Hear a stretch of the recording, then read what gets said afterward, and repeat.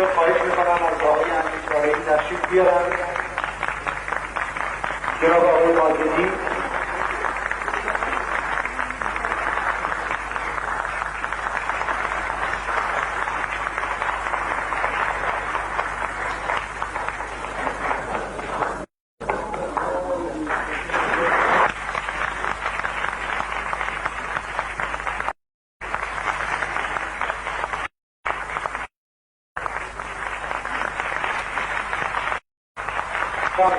طوری که مستقلی شب تسجیل از هنرمندان فرهیخته شهرمون هست، من استدعا میکنم همونطوری که استماع فرمودید بیوگرافی مختصری که در بابشون نوشته شده بود.